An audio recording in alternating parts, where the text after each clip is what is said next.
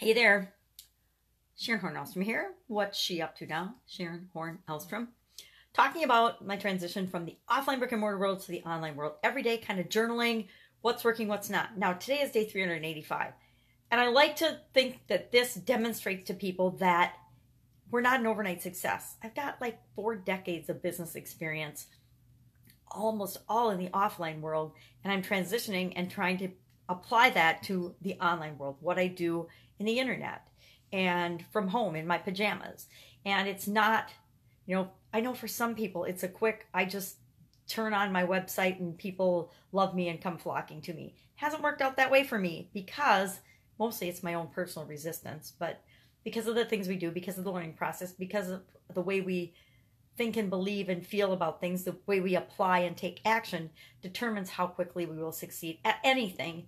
But it also shows that nobody's an overnight success. Even the stories and the people that we hear online that we think are overnight successes, they're not. They've got a story, they've got experience, they've got something that they've done in another arena that they've been able to transmute and transform into rapid success in another area. Or it's just people looking back and saying, okay, here's your result now, but they don't look at all the effort and what it took to get to that particular result. So I'm definitely a demonstration of a not overnight success. Well, I've had a lot of successes in my career and in my life, but online is definitely teaching me a lot about myself.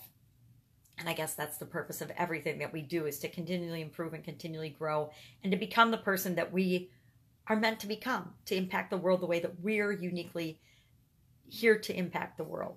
So today I'm saying catch up because I started watching my 3-year-old granddaughter this last week, and it's been so much fun, but I've gotten so used to doing what I want, when I want, where I want, with who I want, wearing what I want, and creating my businesses and my online business journey out of that it's really interesting what an impact it has when you add a 3-year-old to the mix, when you add a 3-year-old to your routine. I don't think I got my videos posted one day, maybe one day in the morning. Usually I get up, I create my content, and I post it right away.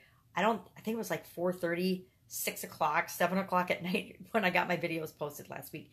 And that's perfectly okay. I had the most podcast listeners ever, I think on Thursday. And I think Thursday was one of those days where I posted them in the afternoon. So maybe that's showing me that posting everything in the morning isn't the best idea and that I should be scheduling those for different times of day.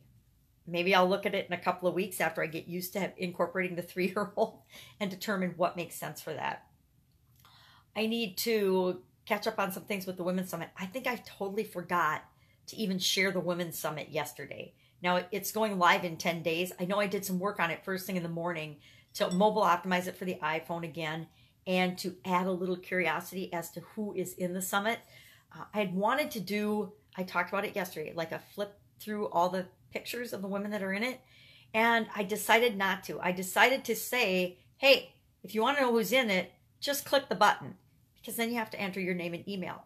The whole purpose is to capture people's name and email so that we can invite them to the next summit and the next summit and the next summit.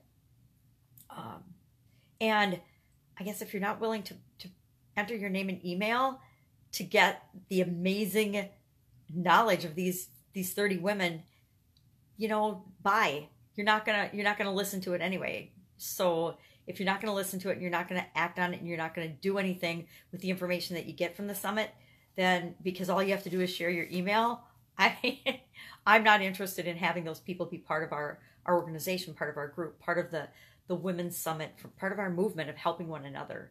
I don't know. I trade my email for a lot of things. I think about it, but I trade it for a lot of things, and way more things that are for like a one-page checklist. Well, this is 30 amazing women sharing their best secrets about how they interact with, how they handle customers, how they attract customers, how they build relationships with customers, how they enhance the customer experience, what they do to build that experience and make sure it's awesome to create lifelong customers. So there's so much in this summit. It kind of cracks me up when I think people won't enter their email as part of that. I mean, I haven't even written a single email So the women that have signed up already, they got nothing from me yet. They got a thank you page, which that's on the list. I've got to write the emails for that. I have to welcome people. Number one, I'm excited that they're going to be on it, but I have to remind them to show up in 10 days. That otherwise they'll forget. If they're signing up now, they'll forget. So I need to get that. I need to get the pieces of the summit done. I've got 3 more women to upload to the membership area and to the listening pages. I want to put them on the listening pages. I've got to do the summary notes and the checklist for that. I've got to map out the 30-day challenge, which is going to come on the back end of the summit. I'm going to do a 30-day customer challenge, mainly because I love challenges, but also I know that if people will take a little bitty action every single day for 30 days, it will massively impact customers for them. And customers are the lifeblood of all of our businesses. So if I can help women to do something, a teeny tiny thing every day for 30 days to nail customer handling for themselves, I know that that will positively impact their businesses and their lives. And that's what this is all about. I also am going to do a couple of bonus things. I've got access to a couple cool bonus things, and I need to figure out how am I going to incorporate those and build those out for as bonuses for the summit, because I think that they're cool and I want people to be able to use them to attract more customers to them. And just come up with an outline of bonuses that I want to add to that. I also would like to make all the pictures the same size on the first page of the funnel.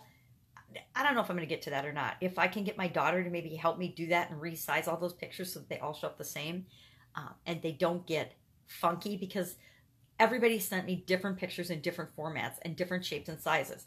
And I can change them, but some of them are horizontal pictures. Some of them are vertical pictures, horizontal and vertical.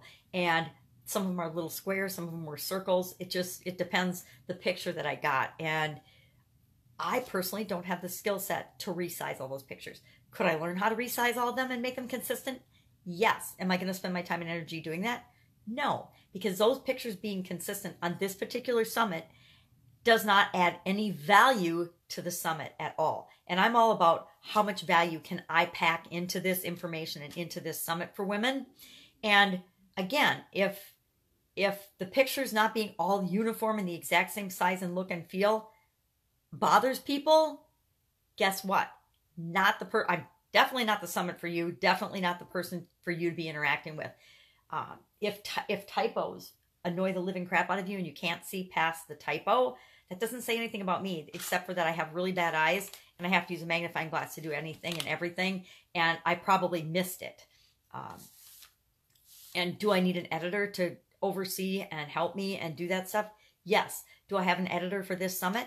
No, I don't. Number one, because I threw this project together faster than probably anybody else ever does, because that's how I do things. I get an idea, it feels right, and I just go with it, and the pieces start to fall in place. So I guarantee by next time, we'll have music, we'll have a logo, we'll have colors, we'll have a tagline, we'll have great graphic design, we'll have help with everything. This time through, no, don't have it. But I'm a believer now in do what you can with what you've got right now. Do the best you can with what you've got right now and actually get it out there to help people and change the world. Don't sit on it waiting for everything to be perfect. If I waited for the perfect microphone, if I waited for the perfect video background and setup, do I want one of those cool backdrop boards to do my videos and my audios like Steve Larson and Russell Brunson have? Well, Russell just does it in his office, which is what I do. But Steve Larson has this cool backdrop that says Sales Funnel Radio, or I can't remember his other one, his MLM Secrets or something. But he's got those made up because he learned how to do that from ClickFunnels, and he has access to all kinds of resources that other people like me don't. And that's cool. That's what he's figured out and earned and what works for him. But I have to do what I can do with what I've got right now. And that means figuring it out.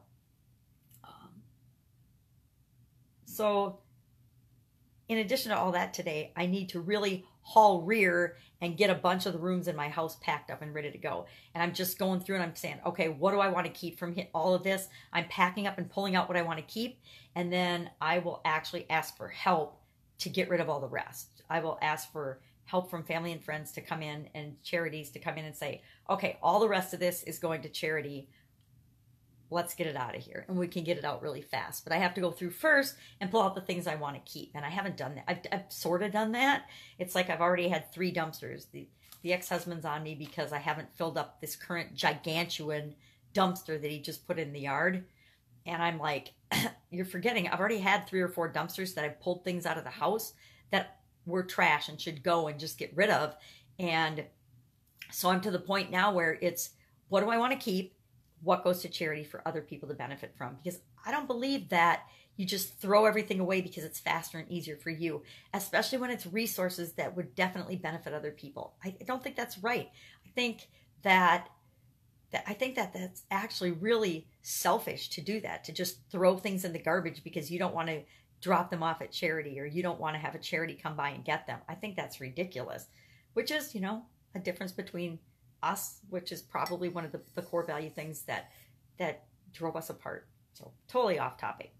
Anyway, lots to do, lots to catch up on. Going to have to figure out starting on Monday, and then I'm going to have my granddaughter all next weekend because her mom is moving. And that's a huge project. And I said I would keep her for the weekend. So I'm super excited about that. I love having sleepovers. We had a sleepover a couple of days ago, and that was really fun. But I learned I don't get much done.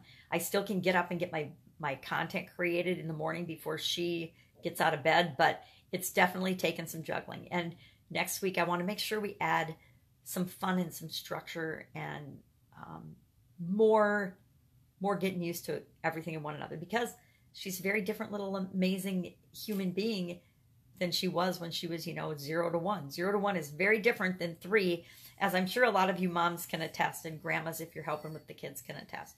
But it's a really exciting opportunity for me to figure out, how do I build this online business while handling a toddler? Because there's so many women out there that are doing just that. And I remember that. I remember juggling corporate career, business on the side, 2 small children, a husband and spouse. It was a lot, and it was more than a lot. It was a lot. I was joking yesterday that it's amazing that my kids survived some of the stuff that we went through because there was so much. But every day, everything always got done. Everything always worked out. Was it perfect? Oh, heck no.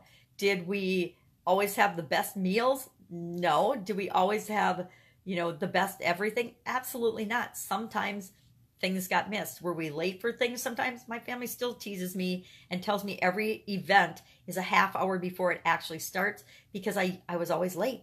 I was always late getting the kids ready to go to family events and things. Not on purpose, but it was hard. It was hard when the kids were different ages and little, and when they didn't want to cooperate, because I don't know about you and your kids, but my kids were not always 100% compliant with everything I wanted when I wanted it. I know, newsflash, right? Kind of like the rest of life. Our customers, our people that we interact with aren't ever going to do 100% of what we wish they would do when we wish they would do it, right? That's nary fairyland. And boy, think of how boring life would be if that's the way it was. If you just thought something and said something and then everybody did exactly what you wanted. Yeah, that would be kind of boring. It's more fun. I think it's more fun and more challenging to see what's going to happen, to see how people are going to respond and react to me, and whether I impact them in a positive or negative way. Because I guarantee there's a whole lot of people that I just totally rubbed the wrong way. Remember my first boss in corporate America after I graduated from college? I'd had lots of bosses before then, but my first boss when I graduated from college and went to work I actually was working for Procter & Gamble, just hated my guts. I totally rubbed her the wrong way. And I look back on that because I learned so much from her. I learned so much about how to deal with and how to appreciate people and it was one of my first lessons in my corporate career, which served me so well. And did it stink when I was going through it? Was it, I don't understand what's going on. I don't understand why this woman can't stand me. I don't know why she's treating me this way and not treating other people and my coworkers this way. And why is she singling me out on this? And it made me become a better person. It made me step up and understand, how do I work with somebody that that doesn't like me, that doesn't get me, that is wanting to get rid of me and wanting to undermine me. And it made me a much better person and a much better manager by focusing on what was awesome about her. Because like every other human being, there's good and bad and ugly in every single one of us. And we can bring out the good in people, we can bring out the bad in people, we can bring out the ugly in people. We have the power to do that based on how we react and how we respond and how we interact with them. And so I just made it my mission to bring out the good in her. And that is how I survived the first couple of years of my career. And that's just how life is. It shows us exactly what we need to learn when we need to learn it. We don't always know it at the time. We don't always understand the situations that we have to live through and that we survive, but we always survive them. If you're sitting here listening to me, you've survived a whole mess of stuff. I know you have. I know I have. So that's it. Go out, make it an awesome day. I'm going to go start packing, processing videos, listening to summit interviews, and packing up the things I want to keep. What are you going to do today? Go out, make it an awesome day, and I'll, of course, see you tomorrow. Bye.